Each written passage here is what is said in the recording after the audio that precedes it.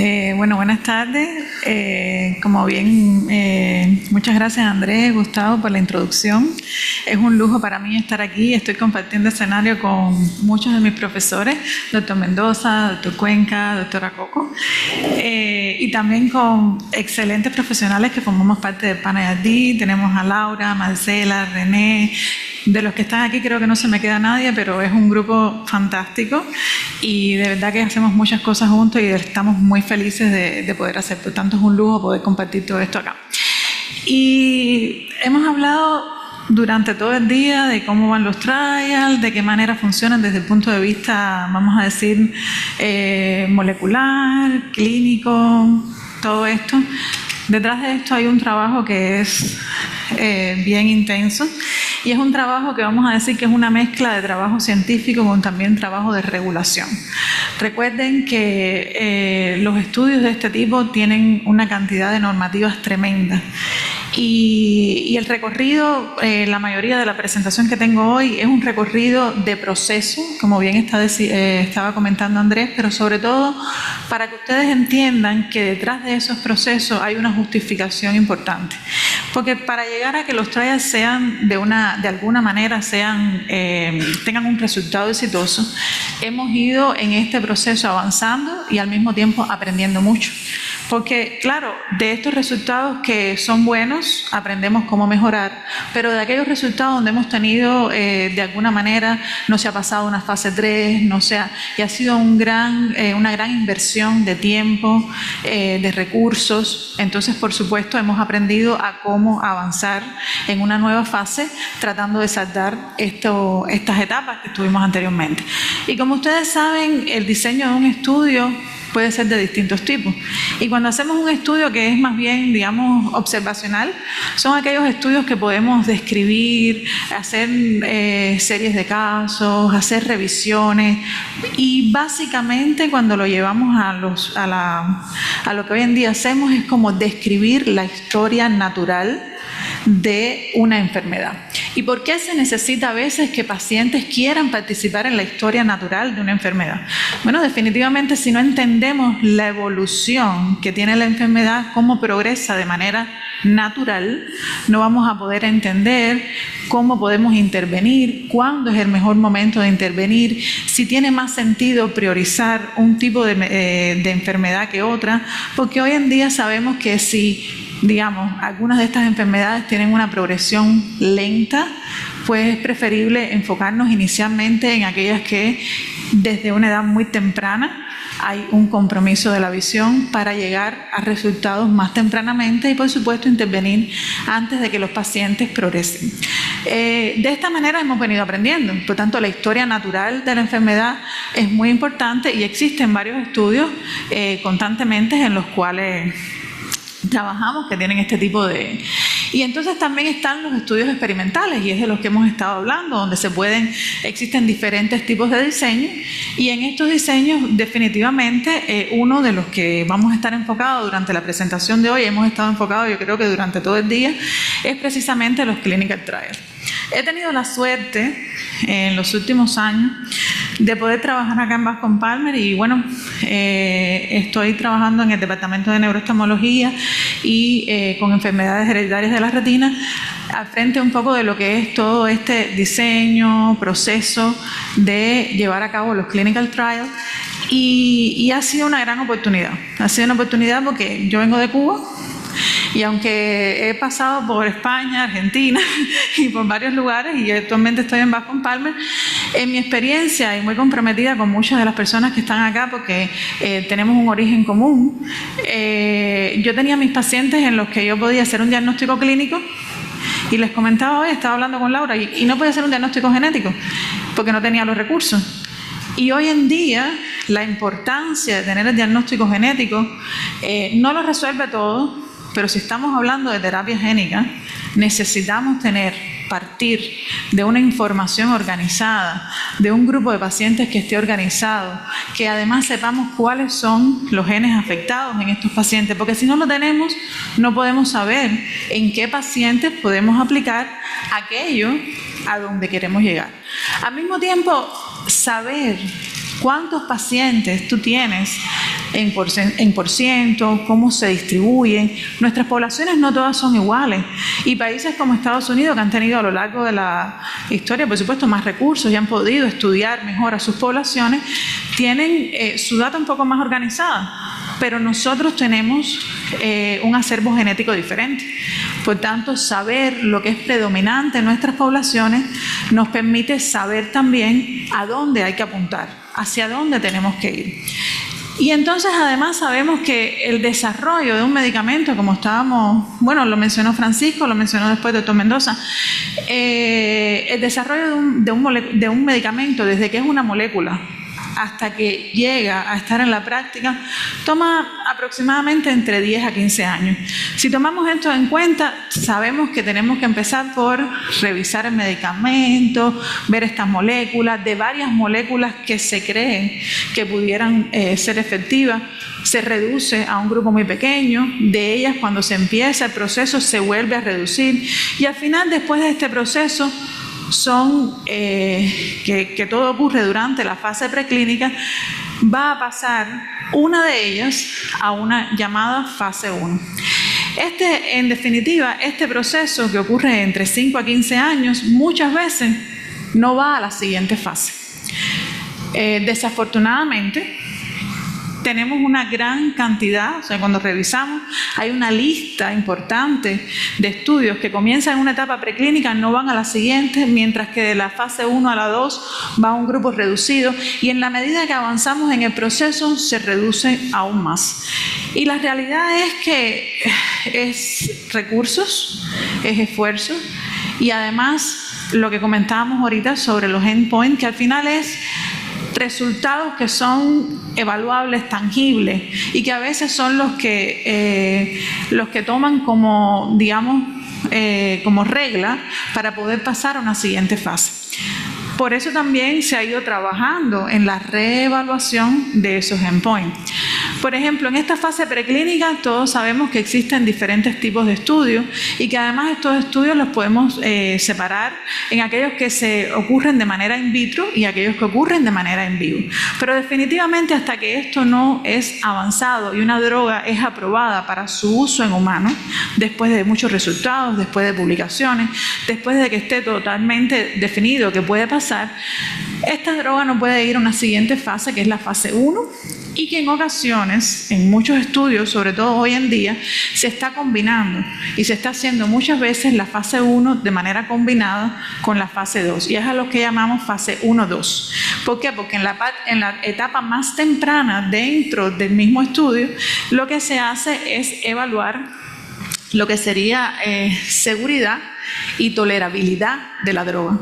Mientras que cuando se hace 1-2 combinado, además de evaluar esto, se empieza a dar la primera parte de la evaluación de cuán efectivo es este medicamento. Eso no es el resultado definitivo, pero sin duda, si no tenemos un resultado que muestre cierto grado de efectividad, las grandes agencias reguladoras no nos van a permitir pasar a una segunda etapa. Por tanto, aproximadamente el 70% de las drogas que pasan de una fase 1 pueden llegar a una fase 2.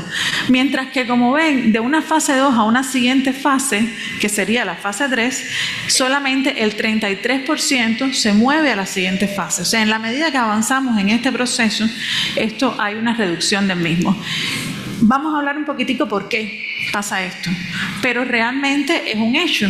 Por tanto, ya estudios que lleguen a la fase 3, como decía Francisco, hay muy pocos hoy en día, y es cierto. Y la razón es que hay un agotamiento en el proceso, un agotamiento de recursos, hay un agotamiento del personal, y hay también estas limitaciones que estuvimos discutiendo sobre los endpoints. Y hoy en día tenemos estudios interesantes que están atendiendo pacientes, sobre todo enfocados en pacientes. Por ejemplo, tenemos el estudio de Ocugen, que está en fase 3, que está enfocado en pacientes con mutaciones en ROS, y en un brazo también agnóstico que puede incluir otro tipo de diagnósticos de retinosis pigmentaria. Tenemos, como decía el doctor Mendoza, un estudio bastante prometedor que es basado, que está tratando específicamente RPGR, que es el estudio VISTA, por si alguien ha revisado y lo ha podido leer. También existe un estudio que es muy interesante, que es bastante grande, que el nombre es NAC Attack.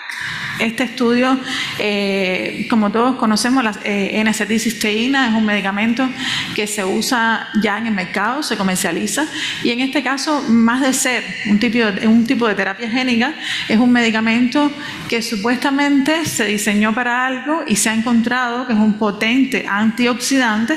Y volvemos a la pregunta de la antioxidación. Bueno, pues está basado en que a dosis diferentes y para uso diferente a lo que previamente estuvo en el mercado, pues se está también utilizando en este estudio que está en fase 3 y está para específicos grupos de ARPI. Es agnóstico, pero realmente tienen que tener determinadas condiciones para poderse utilizar. Después que la fase 3 ocurre, si tenemos la gran suerte de que después de ser evaluado, la FDA en este caso estoy hablando, pero también la EMA en el caso acá en Europa, después de ser evaluado nos da la confirmación que puede pasar a la siguiente fase. Entonces viene una fase 4 y, por supuesto, recuerden, todos los estudios, independientemente de que hay un proceso que está diseñado en un protocolo, después que este tiempo del protocolo ocurre, que puede ser entre 1 y 2 años dependiendo del tipo de protocolo, va a venir seguido siempre de 3 a 4 años, en dependencia también del protocolo, que el paciente debe ser seguido, y es una cuestión de seguridad. O sea, hay que estar, independientemente de que finalice el estudio, el paciente tiene que ser seguido, porque además de la seguridad que impone la FDA y las agencias reguladoras, también están que estos resultados contribuyen a lo que va a ser la data de larga evaluación. Entonces, al final vemos que es un proceso, como bien decía Andrés, es un proceso, hay que ser muy estricto en cada una de estas etapas, pero para que todas estas etapas ocurran de manera segura, de manera correcta, donde hay yo siempre, cuando tengo que conversar con los pacientes, me enfoco en algo. O sea, nosotros que estamos tan cerca de ustedes, que trabajamos con asociaciones de pacientes, sentimos como ustedes la necesidad. Pero esa necesidad a veces hace que los pacientes desesperadamente busquen opciones.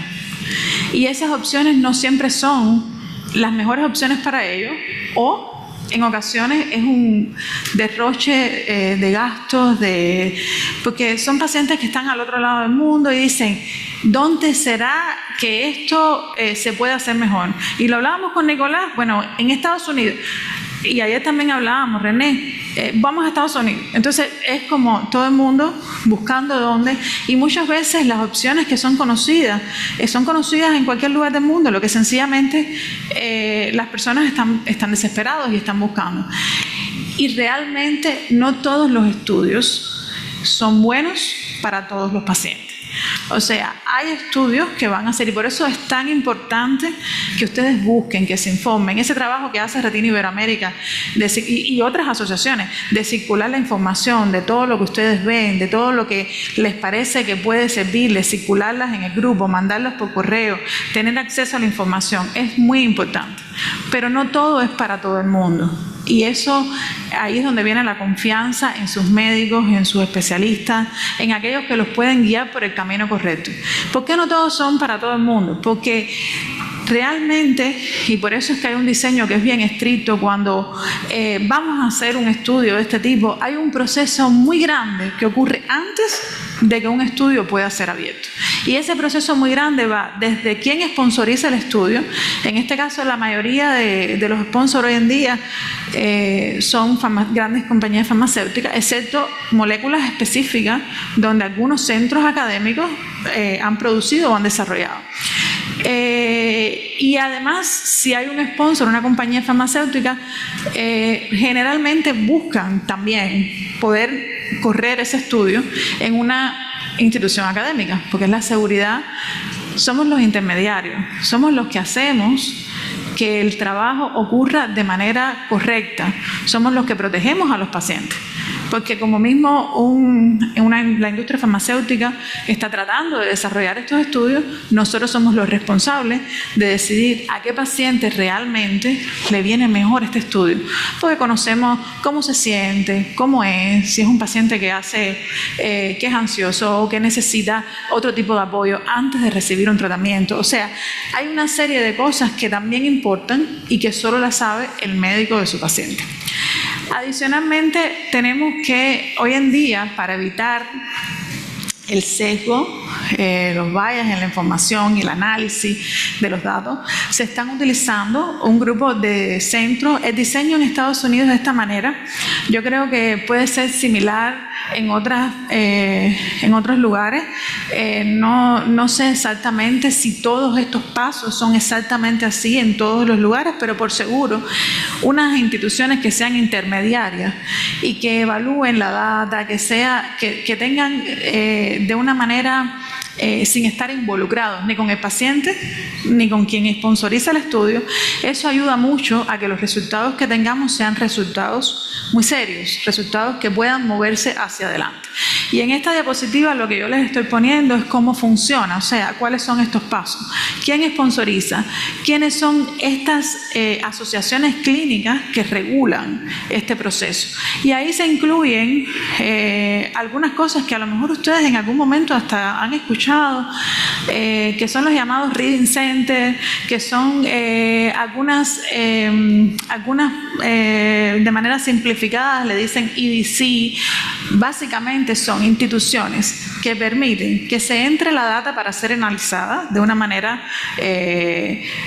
sin sesgo, que se envíe una información a esos lugares para que sea leído tanto los OCT, las imágenes, las autofluorescencias, o sea, todo lo que se le hace al paciente, que además de esto sea revisado por un grupo de agencias reguladoras intermediarias para estar seguros que este proceso está bajo las regulaciones específicas y es monitorizado constantemente.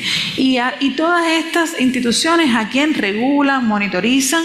Aquellas instituciones que son los que ponen en práctica el clinical trial. Y aquí está un ejemplo, somos nosotros, pero hay muchos centros que están involucrados en estos procesos. Por supuesto, existe un grupo de trabajo, como decía el doctor Mendoza hoy, un grupo de trabajo que incluye el investigador principal, los subinvestigadores, todos los técnicos, los profesionales, los coordinadores de estudio y todo aquel personal adicional que puede cooperar en esto. Los centros de lecturas no son más que estos centros que reciben toda esta información. Nosotros las enviamos toda la información de cara al futuro. Toda la información que es enviada desde cualquier paciente en la clínica hacia cualquiera de estos centros siempre está día identificada. O sea, nunca se envía ninguna información con ninguna de los detalles que tienen que ver con la identificación, con regresar atrás y poder encontrar un paciente. No existe esa posibilidad, es parte estricta de las regulaciones. Además de eso, estos centros también tienen certificaciones muy específicas, tanto una habitación que se utiliza desde la cantidad de luz, la cartilla que se utiliza, las distancias a las que se miden, todos estos procesos tienen que estar certificados y estrictamente conducidos. Cualquier mínima desviación en estos procesos es una desviación en el estudio y también tiene que estar recogida y si hay que regresar atrás poder saber si esto tiene alguna... Y como ustedes ven, esto no es una cosa de los Estados Unidos. Aquí esta es la distribución, por ejemplo, y esta es la experiencia de uno de los Reading Centers, en este caso es de Mary, uno de los más comúnmente encontrados en este medio, donde como ven hay 59 países que están utilizando este tipo de servicios para poder correr los clinical trials. Y este es el estudio de multiluminancia que estaba comentando el doctor Mendoza, donde hoy en día es algo súper importante en el proceso de la evaluación. Y al final vamos a ver cuáles son los endpoints y vamos a ver qué es lo que está pasando. Pero hay algo muy interesante con los endpoints, que es que por un momento determinado, saber si un paciente ha mejorado realmente solamente por si puede decir 5 letras más o 5 letras menos, es un criterio que evidentemente no está siendo del todo. ¿Por qué? Porque en definitiva la visión funcional va mucho más allá de eso, y es como un paciente puede desenvolverse en una habitación. A veces no se va a poder regresar atrás en el tiempo a la cantidad de letras, pero se puede mejorar cómo está funcionando la visión de este paciente. Y este Mobility es un ejemplo de ello. También este es el proceso de la colección de data, cómo todos los centros envían la información hacia un lugar y estos lugares son los responsables de revisarla, enviar hacia nosotros los resultados y por supuesto totalmente identificada, que es uno de los requerimientos más importantes. Y como les dije, hay un grupo grande de personal que trabaja en esto, desde aquel personal que trabaja en los laboratorios, los técnicos, todas aquellas personas que de alguna manera u otra hacen posible este proceso. El investigador principal es responsable de todo lo que pase, aun cuando delegue en muchas personas las diferentes actividades. Todo lo que pase, al final, el investigador principal, por supuesto, es responsable no solo de supervisarlo, sino de aquello que por consiguiente, al haber delegado en alguien, por supuesto, tiene que darle un seguimiento. Y también hay una gran, enorme, porque estas diapositivas la idea es mencionar que hay una gran cantidad de regulaciones para que estos procesos ocurran. También una de las personas más importantes en un estudio son los coordinadores de estudio. Y la razón por la que los coordinadores de estudios juegan un papel fundamental es porque es la conexión entre pacientes y estos investigadores principales o subinvestigadores. Teniendo en cuenta que vivimos en una vida agitada, la cantidad de trabajo es tremenda, son grandes centros, muchas veces hay muchas cosas ocurriendo a la vez. Los coordinadores son aquellos que trabajan en detalle para que cada una de las cosas que se deben llevar a cabo ocurran en tiempo y forma. Por supuesto, supervisada por esto.